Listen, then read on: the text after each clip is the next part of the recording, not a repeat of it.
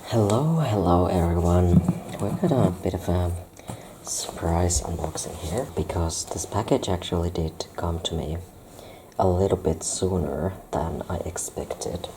And just so you know, this video will first go to my newsletter subscribers, so if you want to make sure you get early releases, then you definitely want to check out my newsletter. I will link it down in the description box below. You may have heard me, speak about a new deck, especially if you are on that newsletter list, because it could be that I haven't even mentioned anything about yet another deck release here on the channel. So let's just take a look at this beauty. This is my very first look at it, as a physical copy, because I have actually, obviously I created this with my very own art. Oh, and look at that thick boy. It's quite thick actually. I'm a little bit surprised that it's this thick. I mean, I already knew that it would have more cards than Starlight's reminders, but still, right? Sometimes you just get surprised. This one has, if I remember correctly, 65 cards, or at least something very close to that. As you can tell, it is called the StarLight Codex, and has this sort of a glossy box. It's not quite the same stylistically as the limited edition Starlight's reminders. And this box, first of all, if I can sort of zoom in a little bit, so you can now see that it has light codes in it.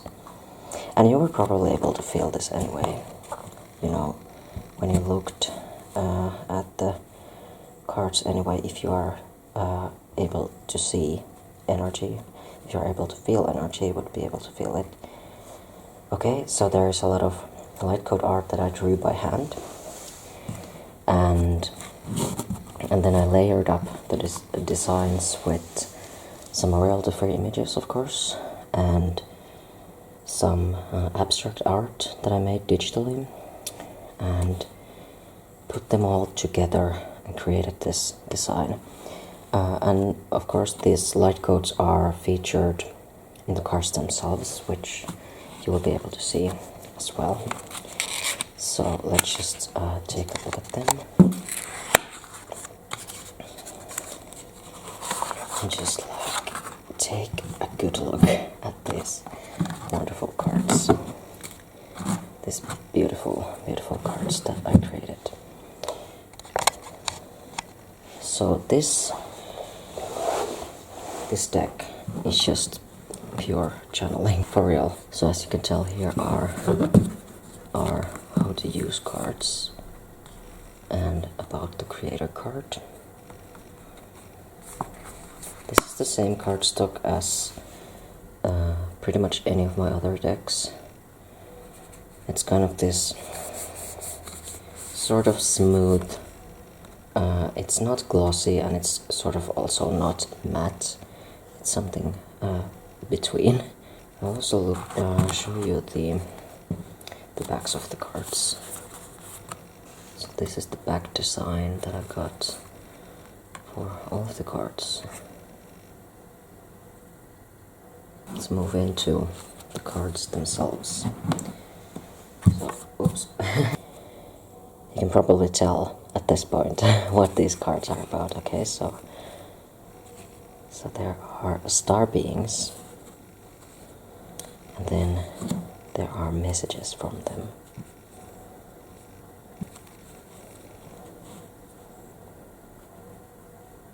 These are messages that I have channeled over the years.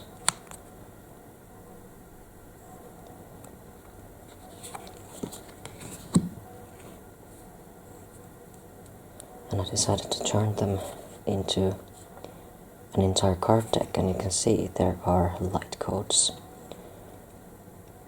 that are right in these cards as well.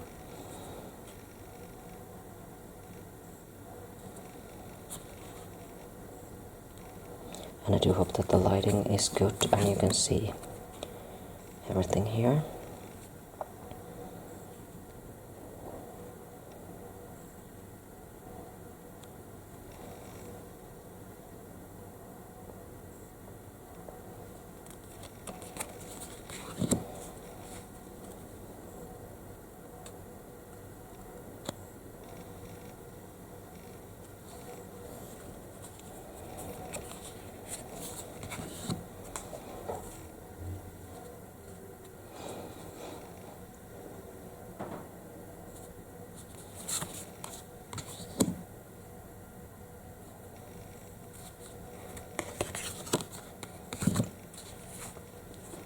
Now this will be available on Make Playing Cards as well as on my shop, and the copies that I'm going to be selling in my big cartel store, I will be signing those copies.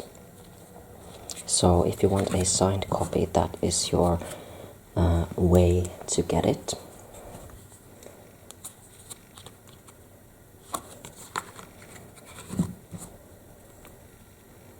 And the signed copies are going to be limited, I will say that straight up, because I do feel like I may not be sending packages from my home forever. So if you do want a signed copy, collector's editions, as well as your deck wrapped by yours truly, not having to deal with random people's energies from the printing company, then well, I mean,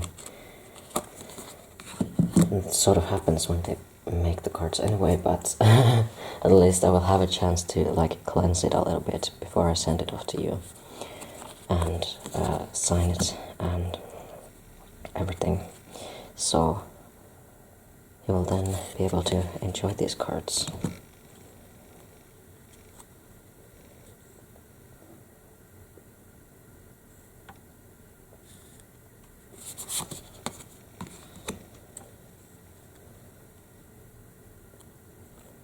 And the messages that have come from these star beings are very interesting, of course.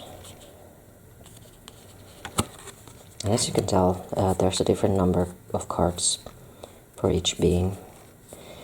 And part of the reason for that is because I have channeled some of these beings more than others. And on top of this, the way certain beings work is different than the others. So then there's of course this diversity in the way they just do things, the way they just go about things, and that shows up in this deck as well. And I paid special attention to the way I've designed each card and the way I have layered all of these elements here. There are galactic images here of each of the constellation, so like there's some Orion Nebula activity behind the light code, and even the text has some Orion galaxy, Orion constellation imagery there.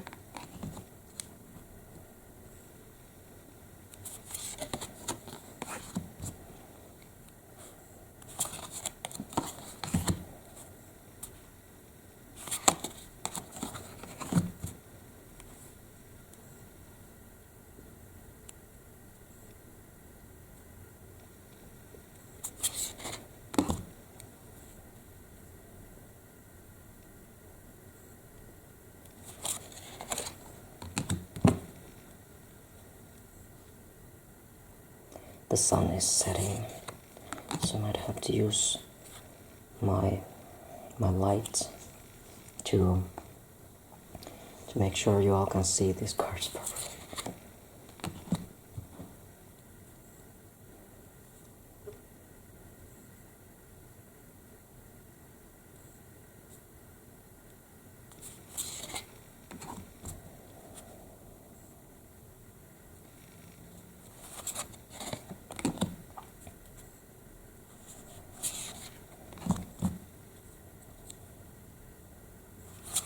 And these are not the only beings that I've channeled, so it is possible that there's a sort of a part 2 of this deck coming up as well at some point. And then you could of course combine these and make them into one big deck. But I decided to also, actually during the process of creating this, to cut down the amount of these cards, just because, mostly I would say budget reasons. Like, yeah, it was mostly just a financial reason that I decided to cut down the number of the cards. Also for just the workload, okay? Because making more cards would have taken a bit more work, and this making this kind of art is, even though it is fairly quick, it's still a very deep process of creative, planning and everything. Still a very deep process. And like I said, I don't use any AI when I do my decks, okay? So this is just me designing these and picking all of the elements from the start to the end. And I mean, one more benefit of having a slightly smaller deck is because then of course you get to choose if you want the extra cards as well. Like if you just want this first deck, you can have it, but then if you also want the other one, or you want to make a big deck, then you can. And this alone, like I said, it's bigger than I expected, so now I'm actually quite happy that I didn't make it bigger than this, because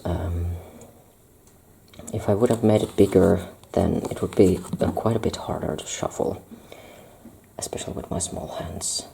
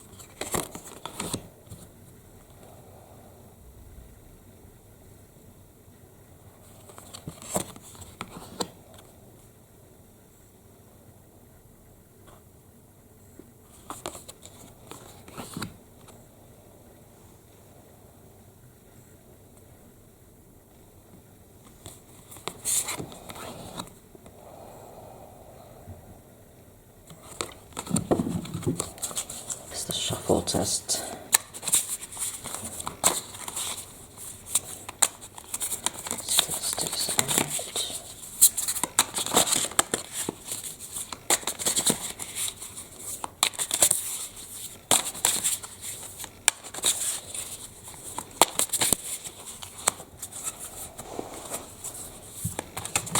Shuffles beautifully.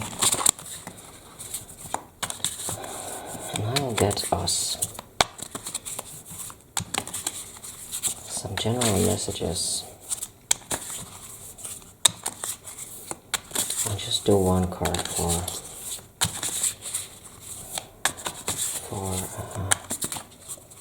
3 groups. Sort of like a pick a card, but just one card for each. Alright. That was our first card for general message, so let's start with that. We've got Cetus. You are love in dark and shadow, in bright and light. Allow all to be embraced and release resistance to those paths that call you. Inviting into Cetus frequencies. Cetus, pure light of Cetus, star beings, Cetus, Cetusian dolphins and whales. How peaceful is that? That is so peaceful. So they're allowing us to unify our both our darkness as well as our lights. Just noticed that there's a bug in my apartment, but that's all right. Sometimes it happens. They come with me, and so yes, there is a sense of peaceful unification of our dark and light sides, becoming love and allowing love to be the unifying force of the universe, bringing us all together.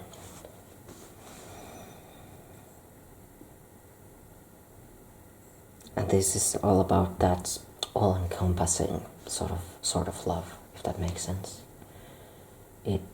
It's sort of allowing us to hold ourselves and to hold basically everything and anything that belongs to us, and to expand our capacity for that divine essence. So that's what's radiating through this specific card, the general message, aside from the words spoken here, aside from the words on the card, you know.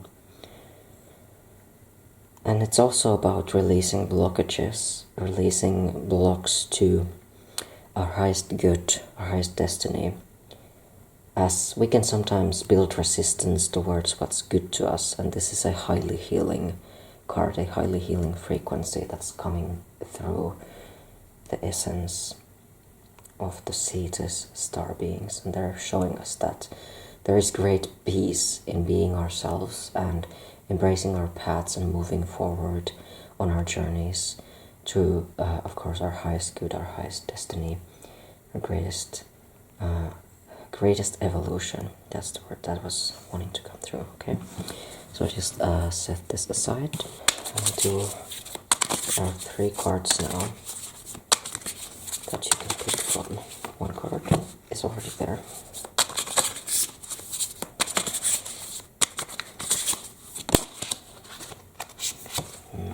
Card number 2. Card number 3, third message for the people watching. Alright. So, card 1, card 2, card 3. You can go ahead and pick one of those or watch all of these if they do resonate. So, I will give you a moment and be right back.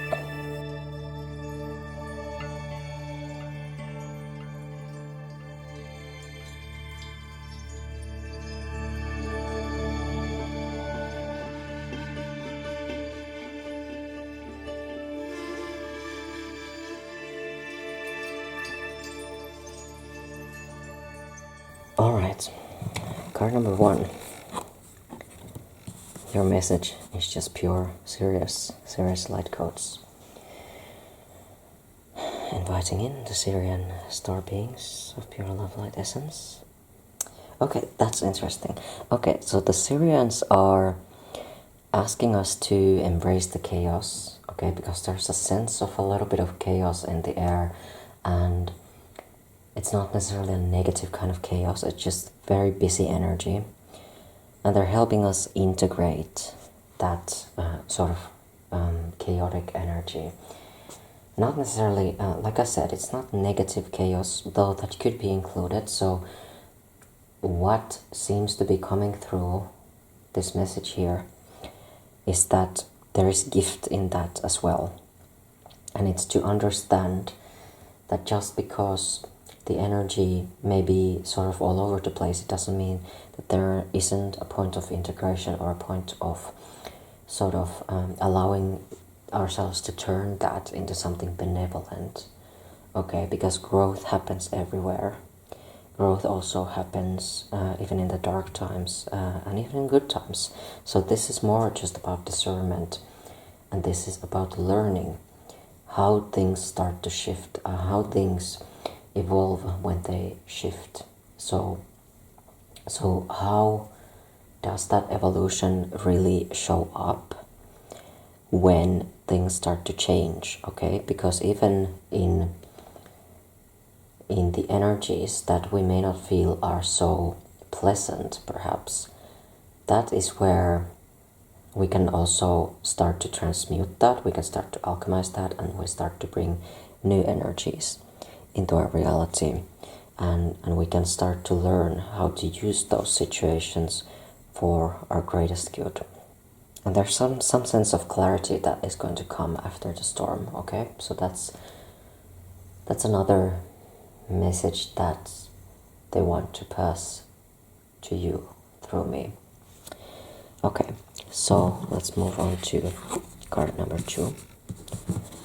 Here is your message. And we've got another Cetus card. And it says, fine-tune your frequency to the highest caliber as you ascend. So what's coming through this message? Of course, it's very similar to the previous one in a way, where we are speaking about shifting the frequencies. However, in this card, we specify that we want to fine-tune it, okay? So this isn't necessarily about transmutation of like these really dense energies, though it could be, but this has more to do with like a bit more precise frequency changes and a little bit more, I don't know if nuance is the right word to use, but just those very small little changes and tune-ups there, and bringing our frequency to the highest caliber that we can. So as we are ascending, we can bring these more pristine frequencies into our energy fields and integrate them, and that will allow us to expand our light quotient, and also expand as beings and express the highest frequencies accessible to us. Since the bar of our highest frequency that is accessible is always raising when we are ascending. And there's these different aspects also, there's different things to explore, there's different varieties of frequency. So it's all about really fine-tuning what for us that is, and really getting a bit more specific about it. So that is the message for card number 2. And the final card, card 3, is Orion. Multidisciplinary expressions can help you melt into one what you deemed separate. This is oneness. So that's an interesting message for us here. So inviting in the Orion star beings of purest and highest love light frequencies. Alright, so this is especially for those of you that are multi-passionate and are struggling to find your thing. This is saying that the one thing that is sort of the common being there. The one thing that is melting those things together is you. You are the essence and you are the niche. So if you're having a hard time bringing together all of your various interests, just remember that you are the one that is bringing them together. And those things together help you express who you are. So those things separately wouldn't make a lot of sense.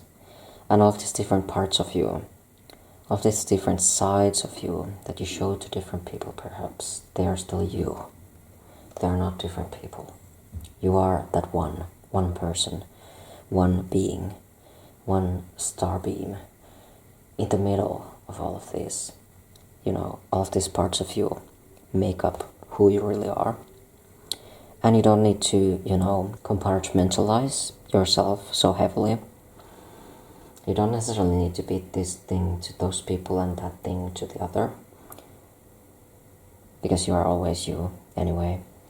And I mean, if you do feel like you have to compartmentalize, There's no judgment towards that, of course.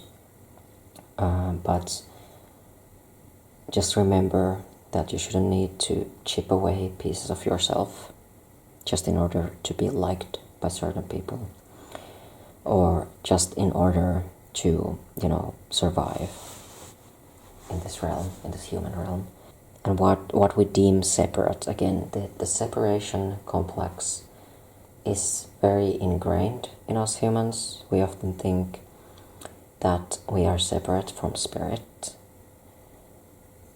but spirit really is, it's glowing through us, and it's in everything. It's in plants. Like, there would not be magic if it wasn't for the use of corresponding frequencies that emanate from plants. And it is there, it is present. And there would also not be any medicinal uses of those plants if there wasn't some kind of a correspondence there. And in the same way, we have animal allies, so we have, like the bug just came here, it was a beetle, by the way. It's a little beetle that came with me from outside. I took a little evening walk. So even that is, this beetle is bringing a message of work, of course. It's bringing a message of work. That's what usually beetles are. And of course, in ancient Egypt, there were the sacred scarabs. So they were deemed to be this very sacred being. So I feel like it came to bless this session here. So we really aren't separate from spirit. And oneness is all about realizing that we really are one with the spirit, our souls, our essence. And even though we may have these moments where perhaps we have a slightly stronger intuition than some other time, or that we feel like we are so much more in tune with our soul and our higher self and everything, just because we feel that it's momentary doesn't mean that it isn't happening all the time, right? Because then, of course, like I always speak about, like wounds and everything, there's a way to differentiate that, of course, between the wound and intuition, of course, but slightly different thing for when it comes to understanding that our spirit is still there every second, even in those moments when our wounds are speaking for us. We can tune into the spirit. We can tune into our soul and our higher self and remind ourselves that we are so much more than our wounds. So it's not like your spirit leaves you when you're having a bad day. It's not like your spirit guides just like abandon you when you're having like a fit with yourself or a fit with someone else. I mean, who knows? We all have moments sometimes. So let's just be graceful. I think that's what the Orions are wanting to say here. Let's be graceful with ourselves. And remember that oneness, again, it comes from within. It comes when we dissolve the illusion of separation, an illusion of compartmentalizing, and that we allow ourselves to radiate our diverse selves, radiate ourselves with all of these little pieces that we had thought were, again, separated from us, but they're all here now. Let us come back, integrate all of that, and come back to wholeness with that knowing. So to wrap this up, I will show all of the cards here. We got Cetus twice, so they definitely wanted to say hello today. They were very happy to assist us. And then we also had Sirius. Okay, Sirius and Cetus are like siblings almost, because the dolphins are connected to both of those, and the whales as well. They are both connected to those.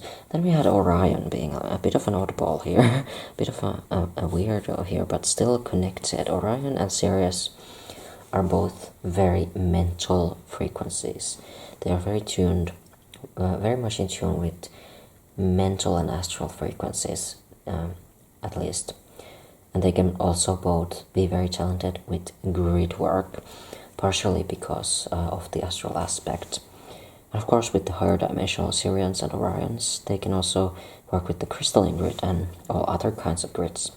By the way, if you want to know more about grids, I created a guided meditation here on the channel, connecting with the Galactic heart grid. So that's all about connecting with your star family in form here in the human realm, as well as also supporting us connect with our star family, our star guides, and different galactic points that we may want to connect with.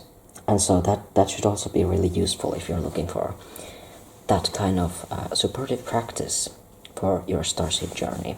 And like I said, all of the links will be down below for when it comes to when and where you can get this deck, as well as a recommendation to subscribe to my newsletter so that you can also get your hands on these decks with discounted prices, okay? Because that would be awesome, you know, if you were able to take advantage of those, because that's where I will first announce most of them.